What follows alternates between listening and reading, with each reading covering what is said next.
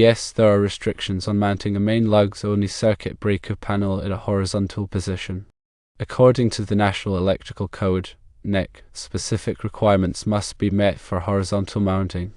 Article 384.14 states that circuit breaker panel boards shall be installed in a vertical position unless identified for horizontal mounting. Article 384.14 specifies that panels identified for horizontal mounting shall be supported in a manner that prevents rotation. Article 384.14c2 details that panels identified for horizontal mounting shall have the bus bars, circuit breakers, and terminals arranged in such a way as to prevent contact with the enclosure during installation or routine maintenance. There are several reasons for these restrictions. Firstly, gravity. Horizontal mounting can allow gravity to pull the circuit breakers and bus bars out of alignment, potentially causing electrical arcing and short circuits. Secondly, ventilation. Vertical mounting allows for better ventilation and heat dissipation within the panel. Heat buildup can damage components and increase the risk of electrical fires. Thirdly, access to terminals. Horizontal mounting can make it difficult to access the circuit breaker terminals for wiring and maintenance. Several alternatives to horizontal mounting exist. Firstly, an extension kit. Most manufacturers offer extension kits that can be used to increase the height of the panel and allow it to be mounted vertically in the same location. Secondly, a subpanel. Consider installing a subpanel below the fuse panels and relocating the circuits there. This would provide more space and allow for vertical mounting. Thirdly, a remote main breaker. If space is limited, you could consider using a remote main breaker located elsewhere and feeding a subpanel in the original location. While it may seem convenient to mount a main lugs on a circuit breaker panel horizontally, it is not permitted by the NEC due to safety concerns. It is strongly recommended to consider alternative solutions such as extension kits, subpanels, or remote main breakers to ensure a safe and code-compliant installation. The National Electrical Code sets standards for electrical installations to ensure safety. Understanding and adhering to these codes is crucial when working with electrical systems. The NEC addresses various aspects of electrical installations, including the mounting of circuit breaker panels. The specific articles mentioned earlier, namely 384.14a, 384.14 and 384.14c2, provide clear guidelines on how circuit breaker panels should be installed. These guidelines are in place to mitigate potential hazards and ensure the reliable operation of the electrical system. When a circuit breaker panel is mounted horizontally without proper consideration, gravity can become a significant factor. The weight of the circuit breakers and bus bars can cause them to sag or shift over time. This misalignment can lead to poor electrical connections, increased resistance, and ultimately, electrical arcing. Arcing is a dangerous phenomenon that can generate intense heat and ignite nearby materials, leading to a fire. In addition to gravity, ventilation plays a critical role in the performance and longevity of electrical components. Circuit breaker panels generate heat as current flows through them. Adequate ventilation is essential to dissipate this heat and prevent overheating. Vertical mounting typically allows for better natural convection, where warm air rises and is replaced by cooler air. Horizontal mounting can impede this natural airflow, leading to localized hot spots within the panel. These hot spots can accelerate the degradation of insulation and other materials, reducing the lifespan of the components and increasing the risk of failure. Access to terminals is another important consideration. Circuit breaker panels require periodic maintenance and occasional modifications. Easy access to the terminals is essential for safe and efficient work. Horizontal mounting can make it difficult to reach the terminals, especially those located at the top or bottom of the panel. This can increase the risk of accidental contact with live parts and make it more challenging to tighten connections properly. When faced with limited space, there are several alternative solutions to consider. An extension kit can be used to increase the height of the panel, allowing it to be mounted vertically in the same location. These kits typically consist of additional sections that are added to the top or bottom of the panel. They provide extra space for wiring and allow for proper ventilation. Installing a subpanel is another viable option.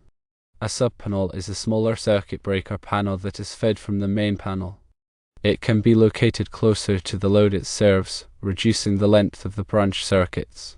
Subpanels are often used in situations where the main panel is too far away or does not have enough available spaces. A remote main breaker is another solution that can be used when space is limited. A remote main breaker is a circuit breaker that is located away from the main panel. It is used to disconnect power to the entire panel in case of an emergency. This can be useful in situations where the main panel is difficult to access or where it is necessary to have a remote shut-off switch. Before undertaking any electrical work, it is essential to consult with a qualified electrician. An electrician can assess the situation, provide expert advice, and ensure that the installation complies with all applicable codes and regulations. Working with electricity can be dangerous, and it is always best to leave it to the professionals. The NEC is a comprehensive set of standards that is updated regularly to reflect the latest advancements in electrical technology and safety practices. Staying informed about the NEC is essential for anyone who works with electrical systems. The NEC provides detailed information on various aspects of electrical installations, including wiring methods, grounding, overcurrent protection, and equipment installation. The NEC is not a law itself, but it is often adopted by state and local jurisdictions as part of their building codes. This means that compliance with the NEC is mandatory in many areas. Failure to comply with the NEC can result in fines, penalties, and even legal action. In addition to the NEC, there may be other applicable codes and regulations that must be followed. These may include local building codes, fire codes, and environmental regulations. It is important to be aware of all applicable codes and regulations before starting any electrical work. When selecting a circuit breaker panel, it is important to choose one that is appropriately sized for the intended load. The panel should have enough spaces to accommodate all of the circuits that will be connected to it. It is also important to choose a panel that is rated for the appropriate voltage and current. Circuit breaker panels are available in a variety of sizes and configurations. Some panels are designed for residential use, while others are designed for commercial or industrial use. It is important to choose a panel that is appropriate for the specific application. When installing a circuit breaker panel, it is important to follow the manufacturer's instructions carefully. The instructions will provide detailed information on how to mount the panel, connect the wiring, and install the circuit breakers. It is also important to ensure that the panel is properly grounded. Grounding is essential for safety and helps to protect against electrical shock. Circuit breakers are an essential part of any electrical system.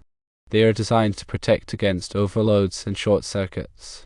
When an overload or short circuit occurs, the circuit breaker trips, interrupting the flow of current and preventing damage to the wiring and equipment. Circuit breakers are available in a variety of sizes and types. The size of the circuit breaker is determined by the ampacity of the circuit. The type of circuit breaker is determined by the application. Some circuit breakers are designed for general purpose use, while others are designed for specific applications, such as motor circuits or lighting circuits.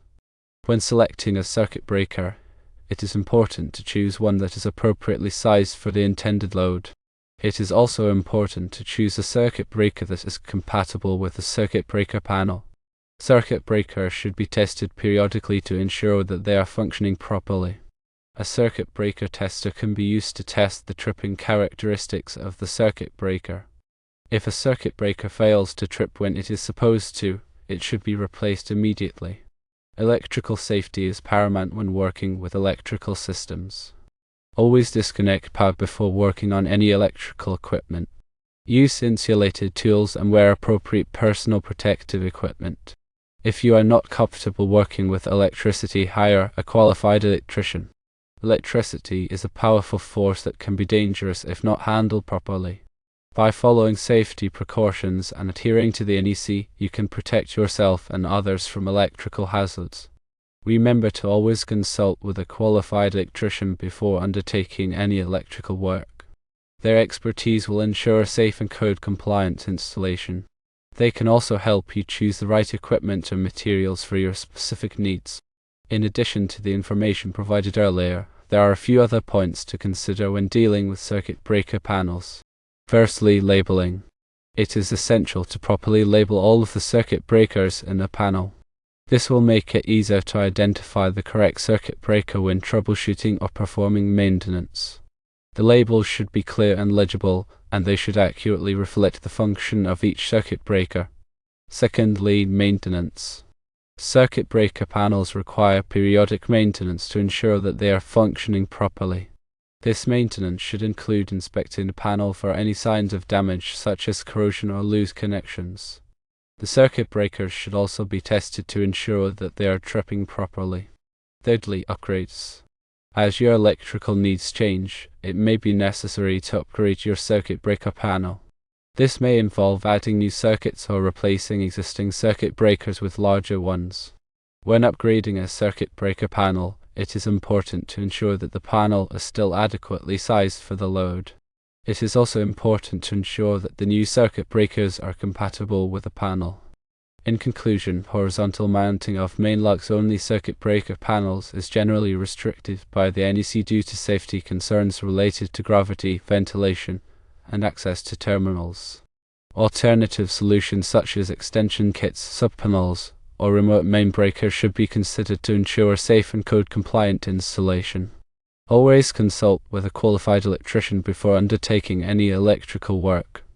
The electrician will be able to assess the situation, provide expert advice, and ensure that the installation complies with all applicable codes and regulations.